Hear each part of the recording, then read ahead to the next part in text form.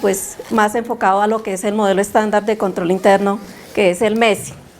Como lo ven, pues mi nombre es Marta Vianey Díaz Molina y pues soy contratista y apoyo a la oficina de control interno. Les digo, es una charla, simplemente vamos a hacer un repaso de lo que ha sido esta estructura.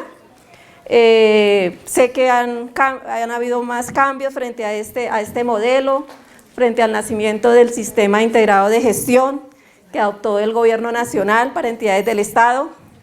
Los órganos de control como la personería son autónomas y si quieren adoptar este sistema lo adoptan.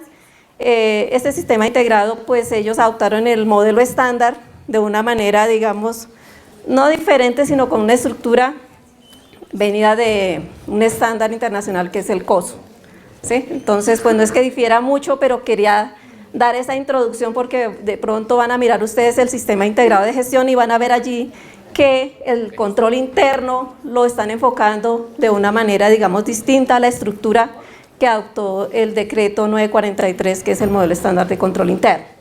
Entonces, para dar inicio, ya vamos a ver dentro de lo que acabo de hablar, primero, cuáles son los objetivos de esta sesión.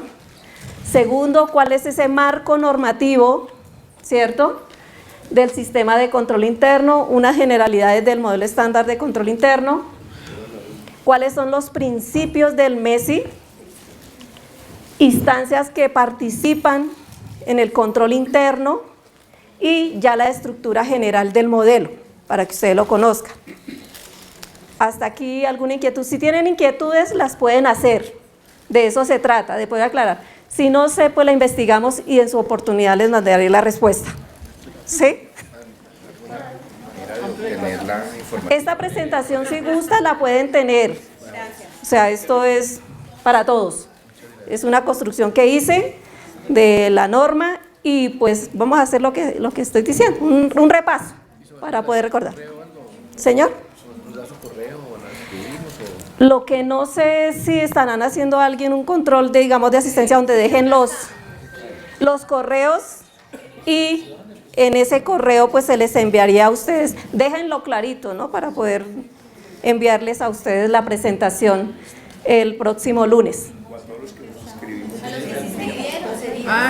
Bueno, el listado sí me parece bien.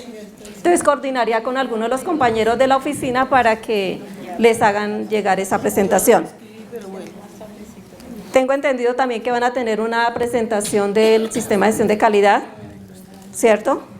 Yo pues tengo una ahí pequeña que hice, pues quien quiera pues también les puedo enviar pues para un repaso y conocimiento, aunque ese pues no es el tema mío, pero son temas muy complementarios que en la medida que se hable de control interno también se habla de calidad, ¿sí? Bien.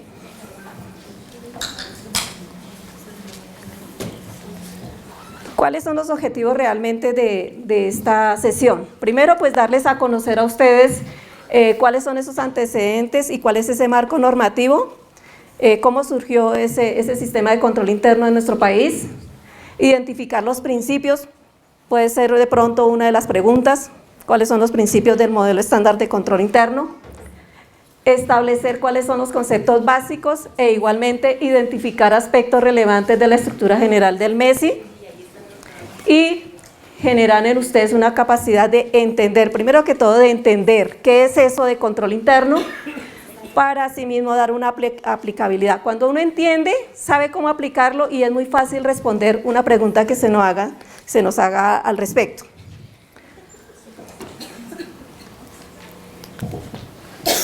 El marco normativo. Siempre partimos obviamente de lo que es nuestra Constitución. Y específicamente en los artículos 209 y 269 se habla de que todas las entidades del Estado, ¿cierto?, deben tener un sistema de control interno. Entonces partimos de la Constitución y obviamente la Constitución, pues los que son abogados saben que pues la reglamentamos a través de decretos, de leyes, ¿cierto?, resoluciones al interior de las entidades y de otros, ¿cómo se llamaría eso? Circulares, qué sé yo, actos administrativos, ¿sí? A veces de pronto yo soy contador público y pues la parte jurídica a veces tampoco es que la maneje como los abogados, soy más técnica. Partiendo de esa base de que la Constitución ya nos dice que todas las entidades deben propender por tener un sistema de control interno, pues se reglamentó a través de 2 leyes marco, una que tiene que ver con lo que es el funcionamiento de las entidades en el orden nacional y territorial, que es la Ley 489 de 1998, y que a su vez esta ley, obviamente esta ley tiene muchos decretos reglamentarios, pero lo que podemos destacar en materia de control interno es el decreto 2145 de 1999 y el decreto 2539 del 2000, en el cual pues se dictan normas sobre lo que tiene que ver el control interno en las entidades del orden nacional y territorial. Ustedes si gustan pues por Google uno puede consultar esos decretos. Pero lo más importante en lo que es en materia de control interno es la ley marco, que es la ley 87 de 1993. Esa sí no la pueden preguntar, porque esa es la ley marco donde nace lo que es el sistema de control interno. Esa ley marco en su artículo primero define lo que es control interno, ¿cierto? Igualmente el artículo 2, ¿cuál es el objetivo de lo que es un control interno? En el artículo 3, ¿quiénes son los responsables de control interno? Y el artículo 4 define lo que es la unidad o lo que se llaman oficinas de control interno. Partiendo de esa ley, han existido también muchos decretos reglamentarios. Obviamente no los traje aquí porque ya han sido derogados por otros decretos, ¿sí? Lo que está vigente ahorita, actualmente, pues es el decreto el 943, que digamos de alguna manera deroga al 1599, que fue el que adoptó el modelo estándar de control interno, ¿sí? Entonces el que adopta en Colombia ese modelo, esa estructura, es el 1599 del 2005.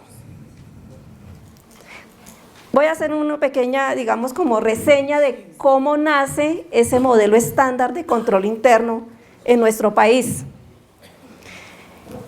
El gobierno colombiano, a través de unos recursos que suministró USAID Casals de Estados Unidos, proporciona unos recursos para que una estructura que se venía elaborando a través de la Universidad EAFIT y otros organismos del Estado, como la Contaduría, el Departamento Administrativo de la Función Pública, entre otros, participaron en esa primera estructura de ese modelo en el cual podíamos ver tangible lo que es un sistema de control interno.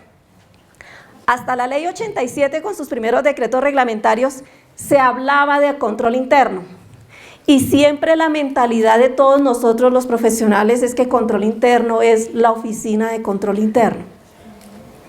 Y siempre se trató de sacar decretos diciendo una cosa es la oficina de control interno o quien haga sus veces, porque es un elemento de control más dentro de las entidades.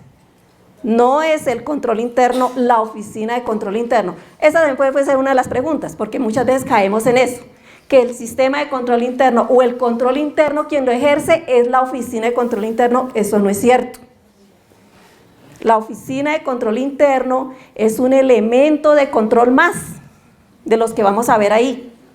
En la actualización de este modelo hay 13 elementos de control. Uno de ellos son las oficinas de control interno. ¿Por qué? Porque a través de ellas se hacen unas auditorías internas.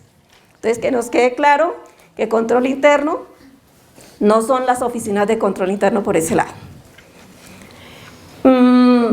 Frente a esa reglamentación que se quiso darle esa estructura, que fuera más tangible, que la pudiéramos palpar, que pudiéramos decir realmente qué es control interno, es cuando nace esa estructura del MESI. Y en su oportunidad, digamos, la universidad convoca a otras entidades del Estado, órganos de control como la Contraloría, estuvo la Procuraduría. En la parte ética, no, la personería no estuvo en su momento. Estaba la Contaduría, el Departamento Administrativo de la Función Pública, y formaron a un grupo de profesionales de estas entidades, en los cuales pues obviamente tuve la oportunidad de estar, y somos formador de formadores del MESI. En su oportunidad pues nos formaron en ese tema. En primera instancia se elaboró, yo le hablo del libro de Petete, que era una cosa así gruesa, pues todo el mundo decía cómo vamos a implementar esa herramienta en las entidades del Estado. Era realmente muy dispendiosa, y ya digamos con el Departamento Administrativo de la Función Pública lo hicieron más práctico, y pues es cuando nace este decreto y se adopta el manual técnico del MESI. ¿Sí? Entonces ya hay una estructura que la vamos a ver ahorita, donde podemos realmente ver tangible el sistema de control interno. Entonces digamos que de alguna manera así nace el modelo estándar de control interno en nuestro país. Es un modelo de nosotros, ¿sí? Es propio de nosotros. Y también fuimos uno de los países que adoptamos por ley ese modelo. No todos los países tienen ese modelo, sino tienen un estándar internacional bajo el modelo de COSO. Este también tiene parámetros, pero se le dio otra, digamos, estructura para que sea más tangible, más palpable, y podamos nosotros poder aplicarlo dentro de las entidades. Entonces, ya digamos con esta reseña, el otro decreto es el que salió ahorita en el 2017, que es el 648. Ese decreto, en la parte de lo que tiene que ver con control interno, pues reglamenta lo que tiene que ver con los comités institucionales de sistema de control interno, como el interinstitucionales, es decir, entre entidades y el interno de cada entidad. También reglamentó, porque el 1826 tenía unos roles para las oficinas de control interno. Este decreto los cambia de alguna manera y aparecen los roles de la Oficina de Control Interno, que los tiene el 648. También hace mención de qué informes deben entregar las oficinas de control interno. Esto es, digamos, como lo sustancial en materia de control interno dentro de ese decreto, porque allí también se habla todo lo que tiene que ver con parte del desarrollo del talento humano. ¿Sí? A quienes ya lo han tenido la oportunidad de leerlo, de eso habla ese decreto, que también pues lo tienen que leer ustedes. Exacto, 648, que es de ahorita del 2017. El 1499, que es todo lo que tiene que ver con el sistema integrado de gestión, el nuevo 1439, perdón, del 2017 también. Sí, que tiene que ver con el sistema integrado de gestión de planeación y gestión, sistema que es el que aplican en el orden nacional, ¿no? Pues lo decía pues porque las entidades del órgano, que son órganos de control, pues tienen la potestad de adoptarlo o no. No es de obligatorio cumplimiento para los órganos de control, ¿sí? En esos pues la personería. ¿Alguna inquietud hasta aquí?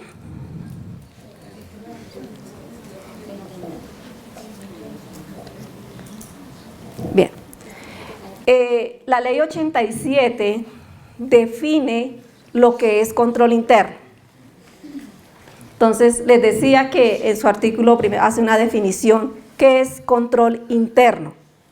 ¿Sí? Entonces, nos dice que se entiende por control interna que es un sistema integrado, en el cual pues interactúan varios elementos. Entre eso nos habla de los planes.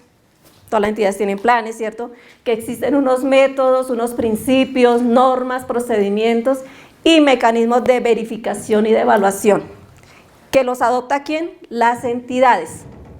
Entonces, ella en su primera instancia, si se dan cuenta, decían, eso es control interno. Y los que ya hemos venido manejando el tema, pues nos era difícil entender ese sistema de control interno, verlo en las entidades, palparlo, hacerle seguimiento, evaluarlo, porque realmente no existían unas herramientas de cómo hacer un seguimiento, una verificación y una evaluación a ese sistema. Entonces, hasta ahí, una definición más. de lo que es un sistema de control interno.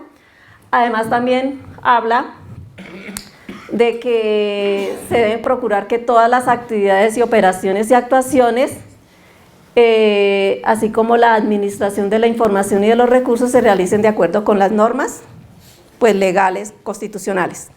¿Sí? Esa es la definición de control interno, Ley 87.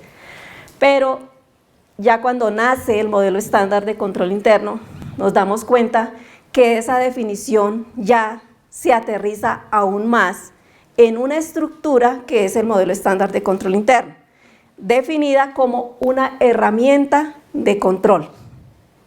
Calidad es una herramienta de gestión. El sistema de gestión de calidad es una herramienta de gestión.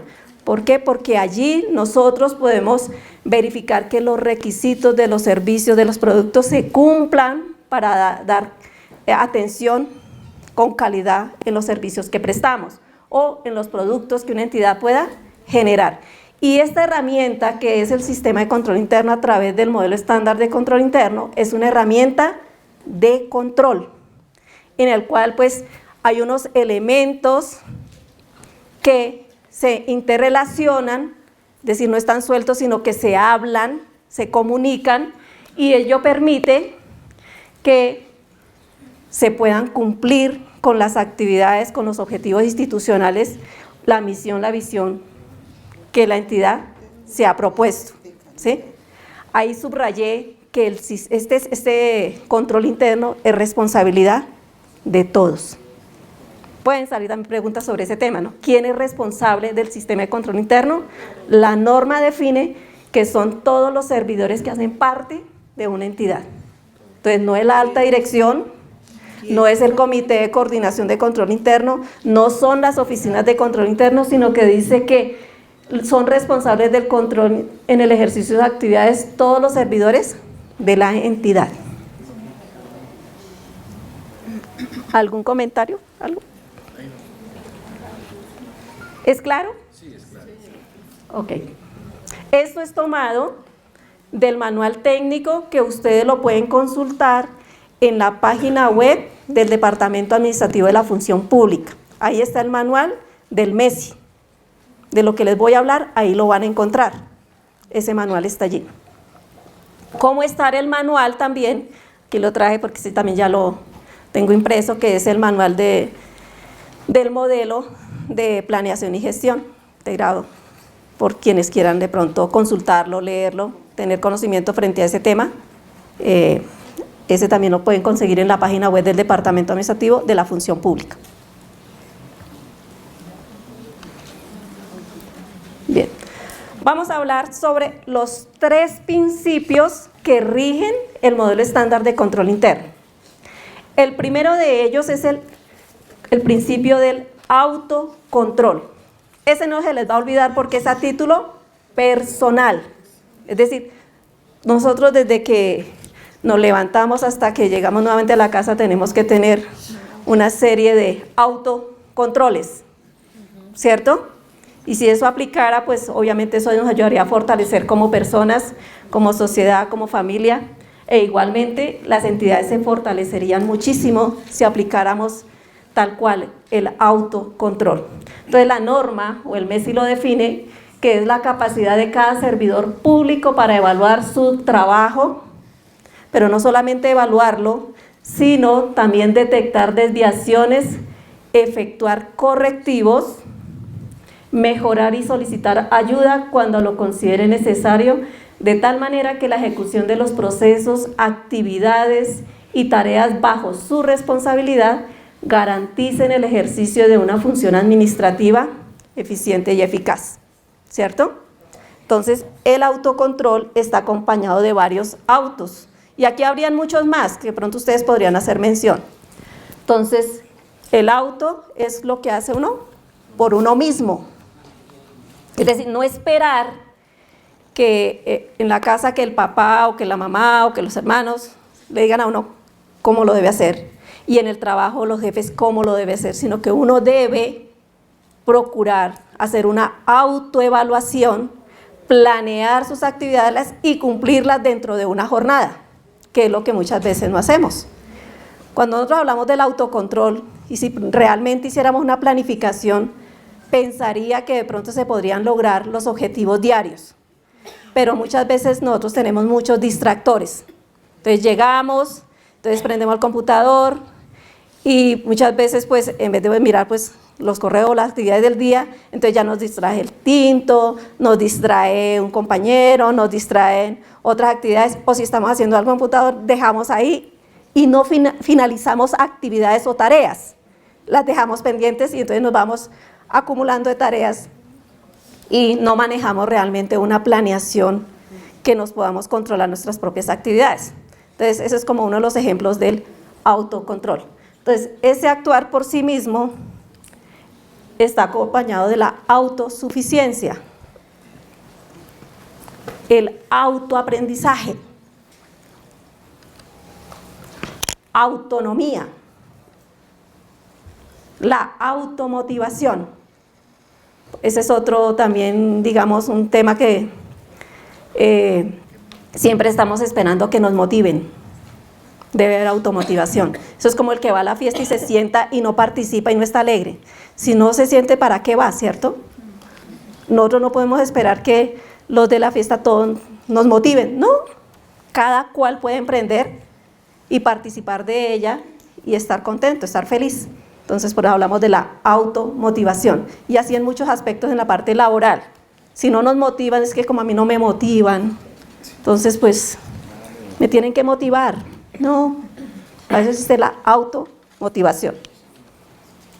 El autoestima, que hemos padecido algunos, de tener la autoestima por el piso. Pero es porque nosotros somos vulnerables y nos dejamos vulnerar. Entonces hay que levantar esa autoestima. No que nos la eleven, ¿no? Sino nosotros mismos, porque nadie puede hacer algo por uno. La autogestión. La autodirección. Autocrítica. Criticamos, pero no nos... Es como la más difícil. Autodesarrollo. Estas digamos que son algunos autos que acompañan al autocontrol. Pensaría que faltarían muchas más que de pronto se les viene a la cabeza a ustedes. Esas hacen parte del autocontrol. Entonces el primer principio se llama autocontrol. Hay otro segundo principio denominado que es autorregulación. Este es fácil de entender también, porque llamamos de autorregulación, porque se parte de esa capacidad que tiene la institución para reglamentar, ¿cierto?, su quehacer. ¿De dónde parte? Pues obviamente de la parte constitucional y de las leyes. ¿Cómo lo reglamenta?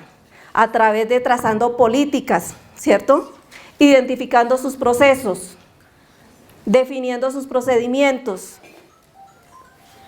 ¿Qué más se les ocurre ahí? Ahí habla de, aparte de los procedimientos, de normas. ¿Cómo lo hace? A través de actos administrativos, resoluciones, circulares.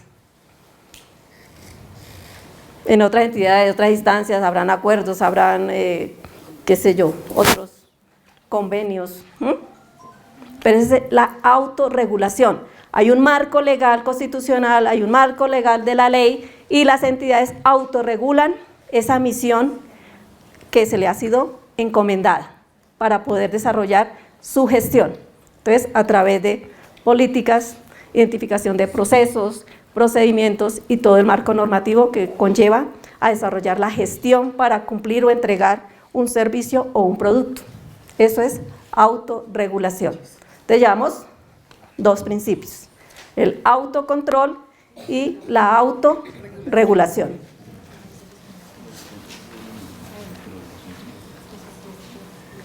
Y el tercer principio denominado autogestión. Entonces siempre, ¿cuáles son los principios? A uno se les va a olvidar lo del auto. Entonces ahí ya el auto, no me acuerdo que empieza por auto. Como no le toca escribirlo, sino seleccionarlo, lo van a, si se lo llegan a preguntar, es mucho más fácil.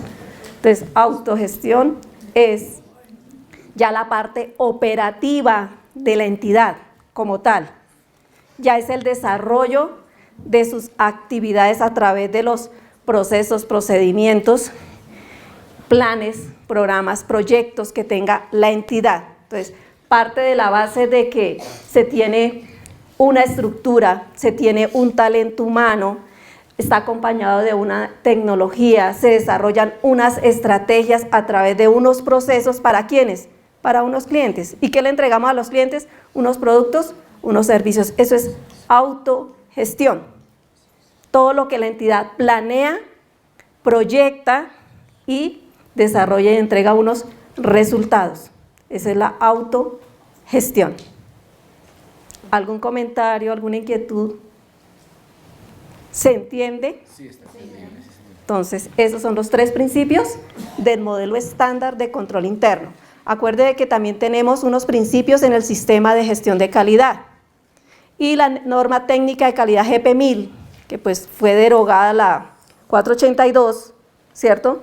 Ella hace mención de 10 principios. Y el MESI, 3 principios, para que no se les vaya a olvidar. ¿Qué instancias participan o han venido participando? ¿Quiénes han sido, digamos, los que son gestores, los que hacen seguimiento de evaluación, quienes ejecutan y cómo se coordina todo lo del sistema de control interno? Entonces tenemos unos actores. El primer actor que encontramos es el regulador. Todo lo en materia de control interno lo regula el Departamento Administrativo de la Función Pública. Obviamente que él no emite solito las políticas, ni se inventa las directrices, ni los mecanismos, ni las herramientas, porque eso también va acompañado de un consejo asesor del Gobierno Nacional en materia de control interno. Ese Gobierno Nacional en el 648 también establece qué entidades hacen parte de ese consejo asesor, ¿sí? Entonces hay muchas entidades ahí, hacen parte de ese consejo, toman decisiones, hacen recomendaciones, definen políticas, las cuales ejecuta el Departamento Administrativo de la Función Pública. Entonces por eso es que el departamento en su página web tiene reglamentado muchos, digamos, elementos de control a través de manuales, guías. Él es el regulador, ¿sí? Es uno de los actores. ¿Cuáles son las entidades que están? Hay otros, ¿cómo? ¿Cuáles son las entidades que hacen parte de ese consejo? Son como 10 entidades, ¿sí? Digamos, sé que siempre está, pues, está la contaduría, están las superintendencias, están más que todas entidades del orden nacional, pero creo que también hace parte la Contraloría General, la Procuraduría, Ministerio de Hacienda, ¿cuál más? Bueno, esas entre las que me puedo acordar que hacen parte de ese consejo asesor. Otro actor tenemos que hacen seguimiento y evaluación a ese sistema de control interno, que están la Contraloría o las Contralorías, la Procuraduría y la Contaduría. Digamos que esto, digamos, en el orden nacional, porque nosotros también sabemos que la personería es como órgano de control, en sus veedurías también puede hacer seguimiento y evaluación en algunos aspectos que afecten el sistema de control interno de las entidades del distrito, ¿sí? Pero esos son los órganos que hacen seguimiento y evaluación a las entidades. Ustedes se preguntarán, ¿por qué la contaduría? ¿Por qué consideran ustedes que la contaduría es un órgano de control? Ahí en esa materia del control interno. Por el sistema de control interno contable, ¿sí? Entonces por eso la contaduría en esa parte hace seguimiento, evaluación. Obviamente la Contraloría, ellos evalúan no solamente la parte presupuestal de fiscalización, sino que también evalúan la gestión y el sistema de control interno de las entidades, la Contraloría. Y la Procuraduría, obviamente, en la parte disciplinaria, que si un jefe de control interno o un servidor público ha infringido parámetros de esta ley 87 del sistema de control interno, pues tiene que intervenir. Entonces son órganos de control que hacen seguimiento y evaluación. Y las entidades que son quienes implementan, administran y ejecutan todo en materia de control interno. Entonces ahí encontramos como responsables las entidades de implementar y mantener sus sistemas de control interno bajo los parámetros de regulación y de seguimiento y evaluación que hacen los órganos de control. Hay otras instancias que es como esa maquinaria, era lo que les decía, que se coordinan ya con las oficinas de control interno como elemento de control, el Comité de Coordinación de Control Interno y el Consejo Asesor del Gobierno Nacional en materia de control interno, quien fija los lineamientos, los parámetros, las políticas, ¿sí? ¿Para qué?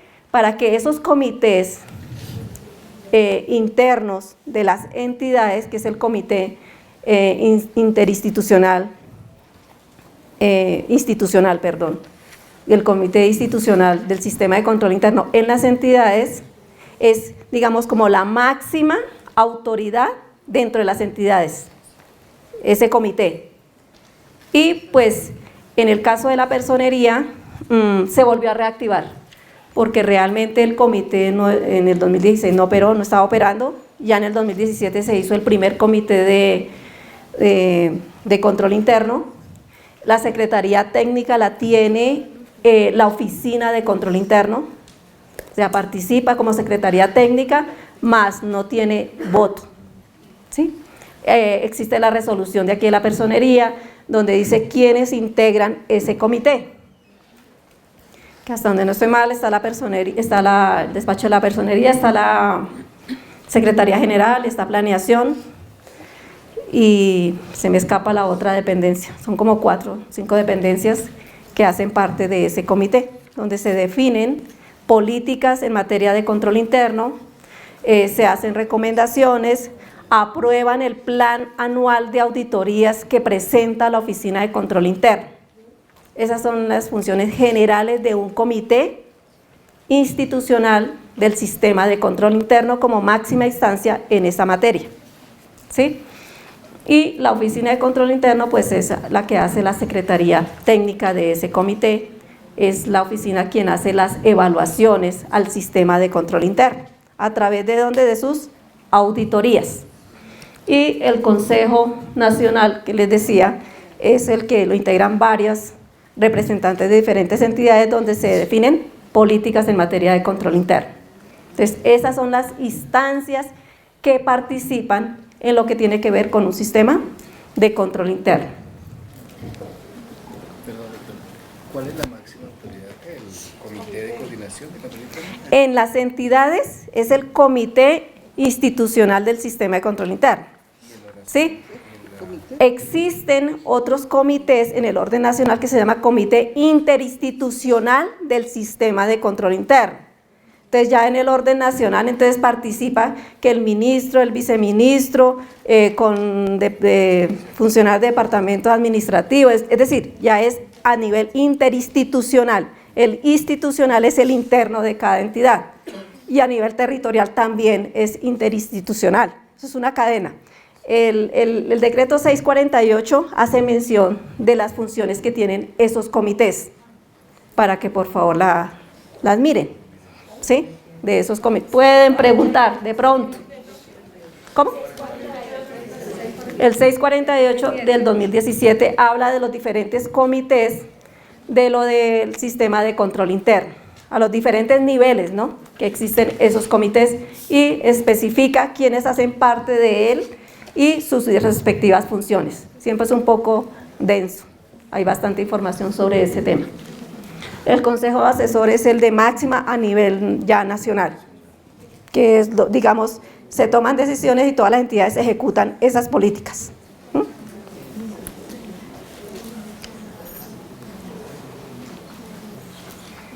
Vamos a mirar la estructura general del modelo estándar de control interno.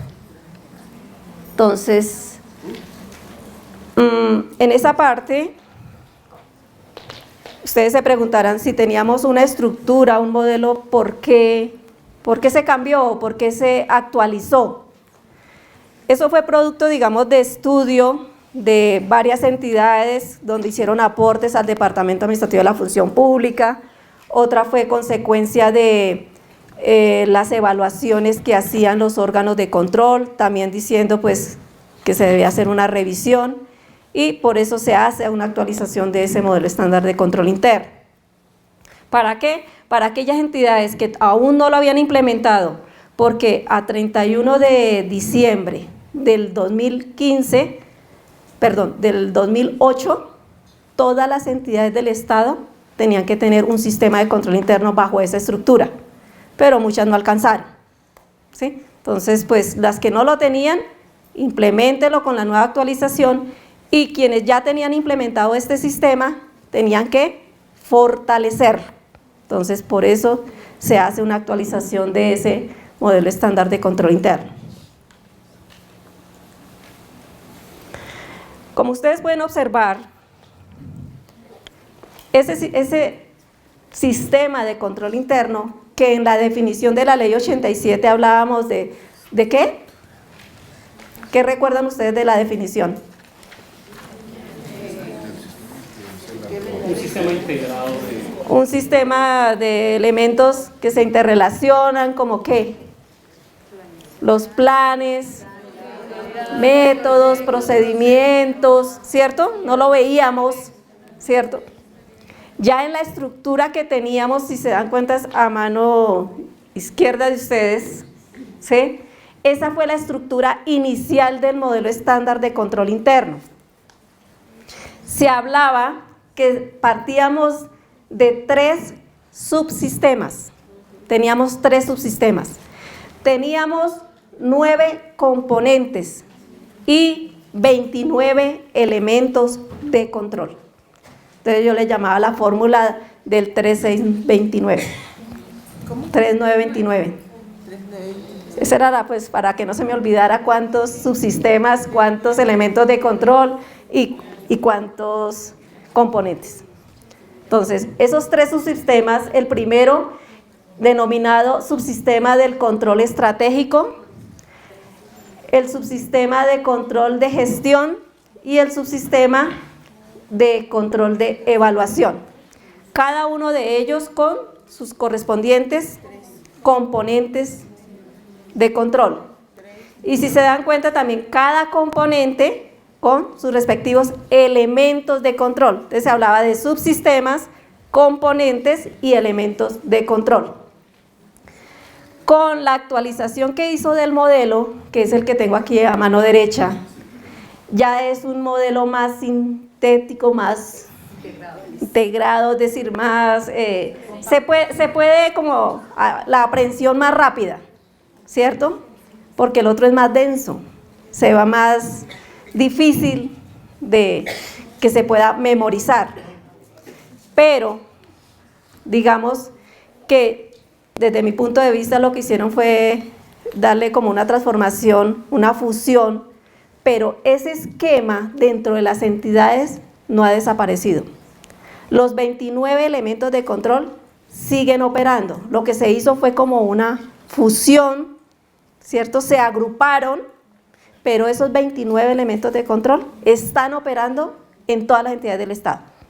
Y lo vamos a mirar ahorita cuando miremos ya en punto cada uno, que en la personería tenemos esos 29 elementos de control, unos más fuertes que otros, pero están operando, ¿sí? Ya no hablábamos en esta nueva actualización de subsistemas, hablamos de módulos. Entonces vamos a encontrar 2 módulos. El de color aquí como rojito es el módulo de planeación y gestión. Si comparan con la esquema anterior, también teníamos un subsistema denominado de control estratégico, que ahí agrupa lo que es la planeación y la gestión, ¿sí? En ese primer subsistema. En el módulo se llama planeación y gestión. Y un segundo módulo que tiene que ver con lo que es el control de la evaluación y el seguimiento, que lo teníamos aquí en el subsistema de control de evaluación. ¿Qué se hace? Se fusiona los dos primeros subsistemas en el primer módulo rojo, que es de planeación y gestión. ¿No lo alcanzan a percibir? Sí,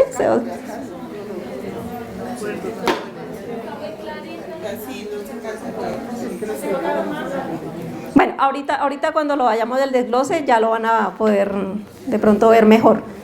Pero el rojo recoge los dos subsistemas, uno en la parte de planeación estratégica, todo lo que tiene que ver con la planeación, el segundo módulo del subsistema de gestión queda fusionado en un solo módulo, que es de planeación y gestión.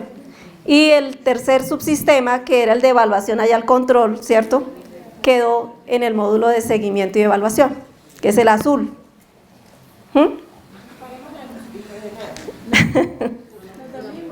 Sí. ¿Qué pasa en este? Si observan en el esquema inicial, hay un componente que es denominado de información y de comunicación. Ya deja de ser un componente y se convierte en un eje transversal, que es el que está aquí en color amarillo, que rodea los dos módulos.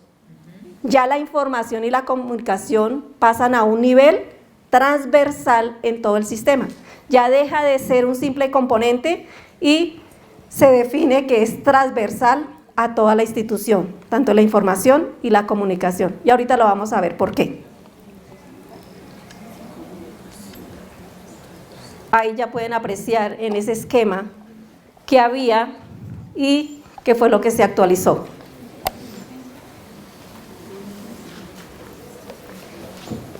Entonces, hablamos de dos módulos y de un eje transversal, para que no se le olvide.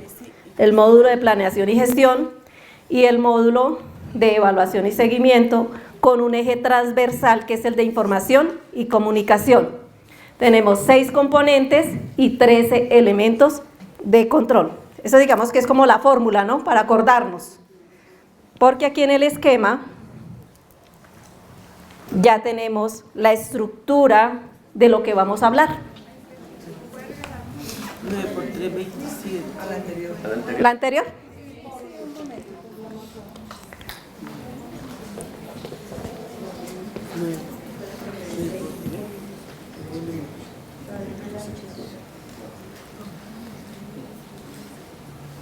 Ahorita lo importante es que se aprendan más la de este lado, ¿no? Porque la anterior pues de alguna manera pues ya se derogó, pero pues es bueno saber de dónde nació eso, ¿sí? Que antes se llamaban subsistemas y ahora se denominan módulos. Pueda que pregunten, pueda que no, pero bueno. Puede también preguntar cuáles son los componentes. O le mencionan algunos elementos y ustedes sepan identificar que esos hacen parte del modelo estándar de control interno. Son 13 elementos de control. Pero todavía has dicho que se mantenían los mismos 29 en la anterior. Lo vamos a ver. Por eso le decía que lo que hicieron fue fusionarlos. ¿Sí? Por decir algo. Dentro de la anterior allá se desplegaban 3 planes.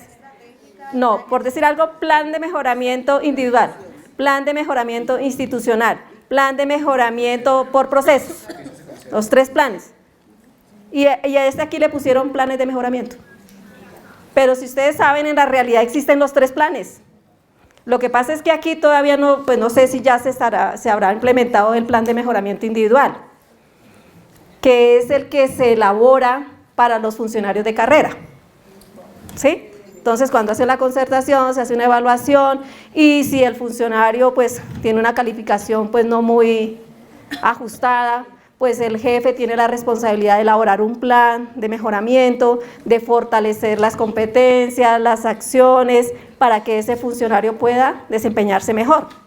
Como cuando se hace una auditoría y se encuentran falencias, elaboramos un plan de mejoramiento del proceso. ¿Sí? O cuando viene la Contraloría del distrito y nos hace una auditoría, pues lo llevamos a un plan de mejoramiento institucional. Entonces, existen los tres, pero en la nueva estructura se llama planes de mejoramiento. ¿Qué hicieron? En una sola palabra encerraron los tres planes.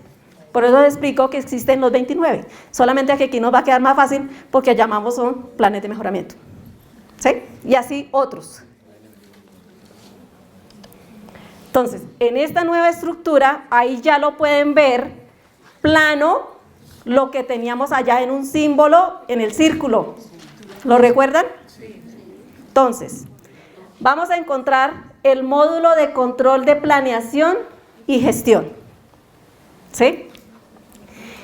Existen tres componentes, que se nos les va a olvidar. Uno de los componentes es todo lo que tiene o se regula en materia de talento humano. El otro componente es todo lo que se direcciona estratégicamente, donde está la planeación, donde están los programas, donde están los proyectos, donde se ejecutan las actividades. Entonces, el primer componente, todo lo que regula en materia de talento humano, que es, ¿qué se regula? Ya las leyes existen y es lo que todas las entidades deben implementar. ¿En materia de qué? Cuando ingresan los funcionarios, los servidores. La permanencia de los servidores. Ahorita hablamos por qué está ya regulado y cómo está regulado. Hasta el retiro de los servidores. ¿Sí? O sea, eso no se les va a olvidar que ese es el primer componente. Nosotros, talento humano, donde se nos regula el ingreso, la permanencia y el retiro. La segunda parte, lo que se direcciona dentro de una entidad, todo lo que tiene que ver con la planeación estratégica, los planes indicativos, los proyectos que formula la entidad, los diferentes programas que se desarrollan, todas las actividades que ejecuta la entidad está en ese segundo componente. Y un tercer componente que le han dado bastante relevancia, y yo sé que ustedes lo han escuchado por todas partes, que tiene que ver con la administración del riesgo. Que es un tema que pues no le hemos prestado mucha atención en las entidades, pero que tiene un valor agregado muy alto, porque si nosotros fuéramos preventivos e hiciéramos una revisión permanente de los controles, pues no se materializarían los riesgos, ¿cierto? Que es lo que no hacemos muchas veces en nuestra vida cotidiana o en lo que observamos. Yo siempre digo, esperamos que haya el muertito para poner un puente peatonal. Si uno sabe, si la administración o quien dirige sabe que por ahí transitan muchas personas o mucho carro, ¿por qué no ponen un puente? Pero siempre hay el hecho para poder tomar acciones. Y eso pasa con todas las entidades y en la vida personal. Esperamos que sucedan, que se materialicen los riesgos y después somos preventivos. Ya no somos preventivos, somos correctivos. Y lo que tenemos que propender es por ser preventivos. Acciones preventivas. Entonces, para que no se les olvide los tres componentes, hago estos ejemplos de alusión para que no se nos olviden los tres componentes. En el primer módulo, cada uno de esos componentes obviamente desarrolla con unos elementos de control, ¿sí? Entonces, tenemos acuerdos y compromisos y protocolos éticos, desarrollo del talento humano, planes, programas y proyectos. Y en el direccionamiento estratégico, planes, programas y proyectos, modelo de operación por procesos, la estructura organizacional, indicadores de gestión, políticas de operación. Ahorita cuando los veamos, ya cada uno lo vamos a entender mejor y cómo lo tenemos. En lo que tiene que ver la administración del riesgo, las entidades tienen que tener unas políticas de riesgos, debe haber una identificación de sus riesgos, debe analizarlos y debe valorarlos. A su vez, ya en lo que tiene que ver con la autoevaluación, ¿se acuerdan del auto? Entonces las instituciones deben propender por hacer una autoevaluación. ¿Sí? Esa también fue una fusión del anterior esquema. Aquí simplemente se llama autoevaluación institucional, pero en el anterior había autoevaluación al control y autoevaluación a la gestión. Y si se dan cuenta, está en el elemento de control. Están los dos. Cuando uno dice autoevaluación al control, pues las entidades tienen que revisar y evaluar su sistema de control interno.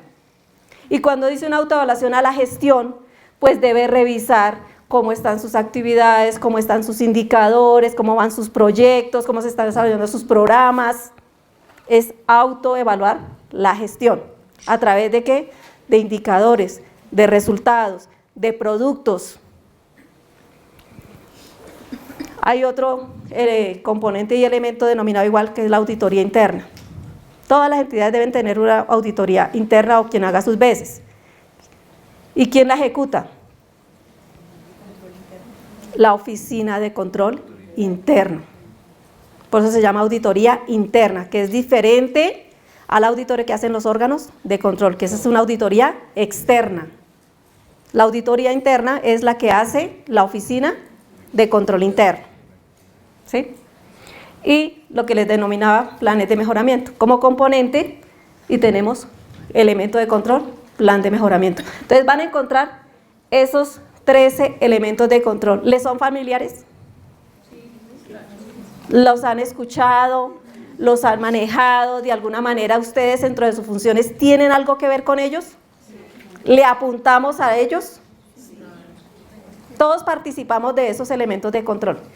Y si se dan cuenta, cuando la ley 87 definía un sistema de control interno, no se entendía. Es decir, métodos, procedimientos, o sea, ya esta estructura nos lo hace ver un poco más tangible, más palpable, saber cuáles son los elementos de control. Estos son elementos mínimos que debe tener una entidad, que deben estar operando para poder cumplir con la misión y los objetivos institucionales. 13 elementos de control. ¿Difícil? ¿Se entiende? No les dé miedo preguntar, es decir, si no estoy no siendo clara, me preguntan y pues tratamos de que esto se entienda de alguna manera. ¿Sí? Pero esos son los 13 elementos de control. Todo lo que tiene que ver con el talento humano, con la planeación, la evaluación y el seguimiento. Esos son los elementos de control. ¿Bien? Si se dan cuenta, aquí al borde tenemos el eje transversal. El que antes era componente, ahora es un eje transversal denominado información y comunicación. Entonces, 2 módulos, 6 componentes, 13 elementos de control y un eje transversal denominado información y comunicación. Ese es el modelo estándar de control interno. 2 módulos, 3 elementos. Uno que planea, otro que hace seguimiento de evaluación, lo tenemos en los componentes de talento humano, que es el que hablábamos nosotros, que cómo se reglamenta esa parte de ingreso, permanencia, retiro del talento humano, la parte de direccionamiento estratégico, cómo dirige, cómo orienta, cómo se planea dentro de una institución, y la otra parte de la administración del riesgo, que hay que identificar riesgo, hay que valorarlos, la otra parte que es hacer una autoevaluación, ¿cierto? Debe haber una auditoría interna y producto de esa autoevaluación y de esas auditorías pues deben haber unos planes de mejoramiento. Es tomar acciones. ¿Alguna inquietud? La oficina de control interno estaría ubicada entonces dentro de los elementos. Usted mencionaba, es un elemento. Exacto. Está aquí en auditoría interna como elemento de control.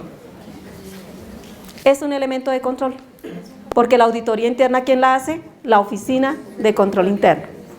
Y cumple unos roles, ¿sí? Que les decía que hay que mirar los que están en el 648, porque ellos también cambiaron. El manual técnico menciona unos roles de la Oficina de Control Interno, pero el 648, el decreto 648, los modificó para que lo tengan presente. No son los que están, digamos, para algunos que van a adoptar el MESI como tal, que está en el 943, esos son, pero entidades que adopten el 648 cambiaron el nombre de los roles, ¿sí? De las oficinas de control interno, para que los miremos porque puede llegar a haber confusión.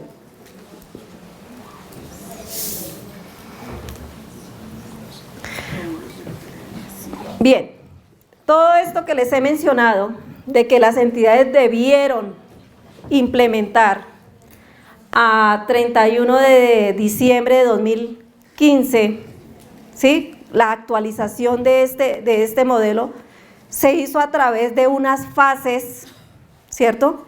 que simplemente voy a hacer aquí mención por si acaso llegaran a preguntar que cuántas eran las fases de implementación, de actualización, perdón. Bueno, de implementación también, porque quienes no lo tenían tenían que hacerlo, y de actualización del modelo tenían que cumplir estas 5 fases. ¿Sí? No. Digamos, el modelo arrancó como tal. Tenía que estar implementado en el 2008. Pasaron del 8 al 14, más o menos 6 años, ¿sí? Y es cuando se actualiza. Y dieron un plazo en el 2015 para tener actualizado ese modelo. Por eso digo, a 31 de diciembre de 2015 debíamos de haber cumplido estas fases. ¿Y cuál era la fase? Pues conocer el manual técnico, tener un conocimiento y hacer una socialización a todos los servidores de la entidad. Yo espero que, digamos, yo no sé quiénes de ustedes participaron en esas fases dentro de la personería, que cuando nace esa actualización tuvo que haberse realizado una capacitación a los servidores frente a esa nueva, digamos, norma, nuevo esquema, y dar a conocer el manual técnico de actualización del modelo estándar de control interno. Para eso se tenía un tiempo de 1 mes. Cuando ya se ha capacitado, se tiene conocimiento de la norma, existía otra fase, que era de realizar un diagnóstico. Esto es como cuando uno va al médico, pues mirar cómo estaba implementado ese modelo dentro de la personería y establecer qué debíamos implementar, qué no teníamos o qué debíamos fortalecer, estructurar, ¿cierto?, para poderlo tener. Entonces, ya teniendo un diagnóstico, ¿qué se hace cuando uno va al médico? Hay unas recetas, hay un tratamiento que seguir, ¿cierto?, una formulación. En el caso de las entidades ya teníamos un diagnóstico de qué teníamos, qué no teníamos, qué teníamos que implementar, qué teníamos que fortalecer, qué teníamos que actualizar. Elaboramos un plan. Ese plan son una serie de actividades con unos responsables y con un tiempo a cumplir. Y eso teníamos 1 mes para elaborar ese plan. Después, ¿qué teníamos que hacer? Pues ejecutar el plan. ¿Cuánto tiempo teníamos de ejecución de ese plan? 4 meses. Al finalizar, ¿sí?, teníamos que saber si logramos cumplir la meta o no logramos cumplir esas metas. Si logramos tener a 100% el modelo estándar de control interno en la entidad a 31 de diciembre de 2015. Esas fueron las fases que debían cumplir todas las entidades del Estado. Todas, ahí sí no había excepción alguna, entre ellas la personería, para poder tener una evaluación de ese modelo estándar de control interno. Entonces, si les preguntan, 5 fases: de conocimiento, de diagnóstico, de planeación, ejecución y una evaluación y seguimiento a ese sistema, para saber cómo estaba, ¿cierto? ¿Alguna inquietud? ¿Quiénes tuvieron la oportunidad de participar en esto? ¿Tú? ¿Y cómo les fue? Bien, pues lo que tú acabas de decir, se hizo un diagnóstico de lo que existía y se dieron unos plazos y se asignaron unas funciones a cada una de las personas que estábamos ahí. ¿Y se logró los propósitos, todas las actividades? Pues todo el mundo tenía que hacer eso, todas las entidades. ¿Alguna otra participación? Si la entidad no lo hace, No lo socializa. Cuando las entidades a la fecha no han implementado estos sistemas, pues obviamente las contralorías impulsan sanciones disciplinarias a los representantes legales. Ahí es cuando ya opera la sanción, porque es ley y hay que cumplir.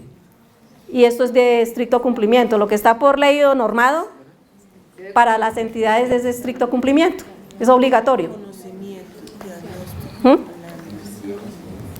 ¿Alguna otra inquietud?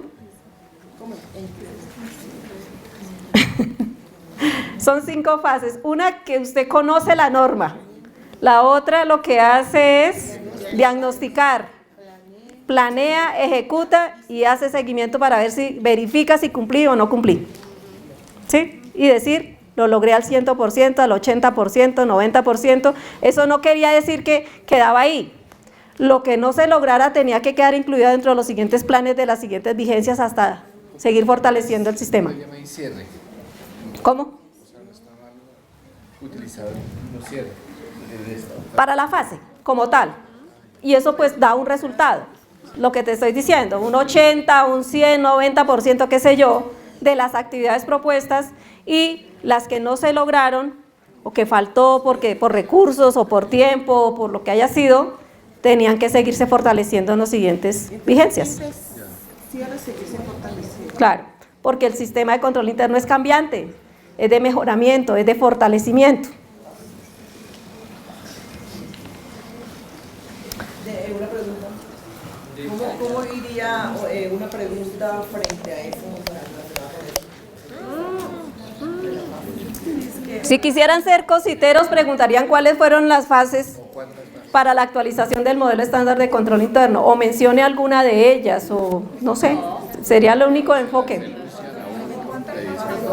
Estas son fases para la actualización, ya sea para la implementación o actualización del modelo estándar de control interno.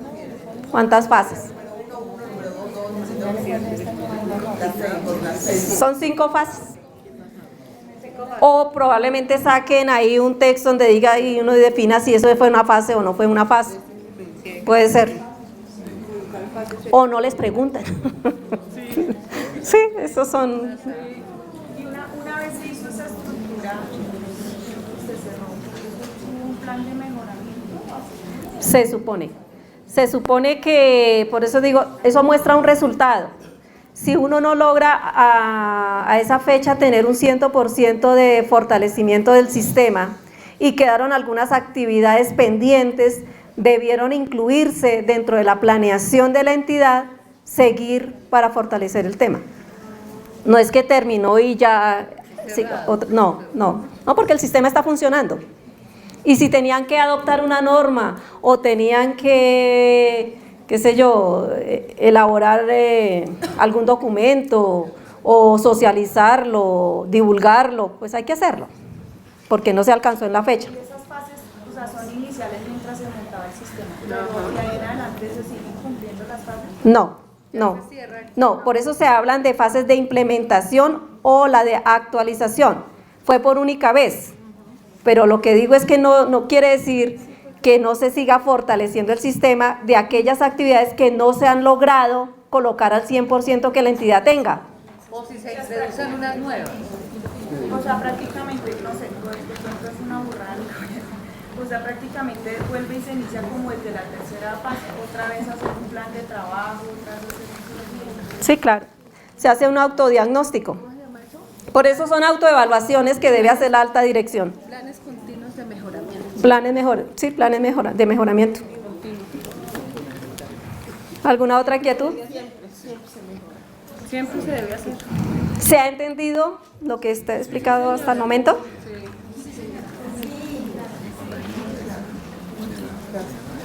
Bueno, aquí simplemente lo que hice fue transcribir la definición de lo que es cada uno de los módulos, como para que lo tengan ustedes y lo puedan leer, ¿sí? Dice que busca agrupar los parámetros de control que orientan la entidad hacia el cumplimiento de su visión, misión, objetivos, principios, metas y políticas, al igual que los aspectos que permiten el desarrollo de la gestión dentro de los que se encuentran talento humano, los planes, programas, procesos, indicadores, procedimientos, recursos y administración de los riesgos. ¿Sí ve que ahí en la definición está lo que acabamos de ver en un esquema?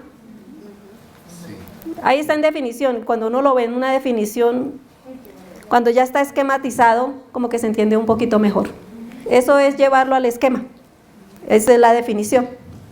Y igualmente está la definición del módulo de control de evaluación, que son los mecanismos de medición y evaluación que tienen las entidades para determinar la eficiencia y eficacia del sistema de control interno. ¿Con qué fin? Pues con el fin de tomar acciones de mejora.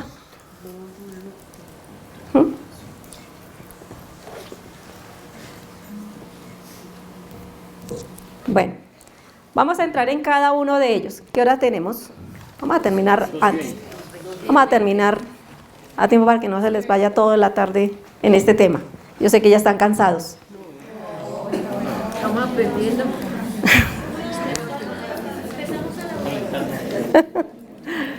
No, pero yo sé que estos temas también, para quienes no lo manejamos, pues dicen, no, ay. Pero bueno, la idea es que estamos repasando. Necesitamos colección. Algo se nos tendrá que quedar en la cabeza. Bueno, vamos a mirar el primer módulo, ¿cierto? ¿Cómo se llama el primer módulo? De planeación y gestión. Planeación y gestión. Y el primer componente es Talento humano. talento humano. Vamos a ver dos elementos de control ahí. Pues son más, pero ahí vamos a ver dos elementos. Uno de ellos es el denominado acuerdos, compromisos y protocolos éticos. ¿Qué consideran ustedes que es eso? Acuerdos, compromisos y protocolos. Como elemento de control de una entidad. ¿O por qué metieron eso? Las metas. Como la carta de navegación. Miren la parte, digamos, estructura del concepto. Cuando uno habla de acuerdos, compromisos y protocolos éticos. Los valores. Las tareas. Cuando yo digo de ética, hace poquito aquí en la personería se acogió, se adoptó la ética institucional con unos principios y valores. Asistimos a un auditorio grandísimo y allí nos lo socializaron, nos lo entregaron. Que no se les olvide, esa es la columna vertebral de este sistema. Todo lo que tiene que ver con la ética institucional. Y lo ponen ahí de primer elemento de control. ¿Por qué? Porque eso es lo que hace que se identifique una entidad. Y acuérdense que la entidad, la personería, no son las instalaciones, no es la parte física, somos nosotros. Cuando hablan de la personería, nosotros estamos pendientes si están hablando en bien o en mal. Cuando hablan de bien sacamos pecho, ¿cierto? Pero si están hablando mal, aquí la niña dice, nos quitamos el carné, nos escondemos, no, nos da rabia. Si no estamos de acuerdo con lo que se está diciendo, porque, es decir, es el ego, somos nosotros, están hablando de nosotros, no allá de las instalaciones. Y uno habla de la ética que tenga el servidor público, nosotros nos identificamos por esa ética institucional. Hay muchos que se apartan de ello porque dicen, no, es que los principios y valores los traemos de la casa. Sí, claro, nosotros tenemos una formación de unos principios y unos valores, pero hay unos que rigen la entidad. Hay entidades que se caracterizan en esa parte de la ética, inclusive uno lo observa en ciertas entidades privadas. Uno ve la cordialidad, la amabilidad, la gestión que hace un empleado, ¿cierto? Para atender y prestar un buen servicio o para entregar un producto. Eso es lo que nos tiene que caracterizar a nosotros como servidores de la Personería de Bogotá.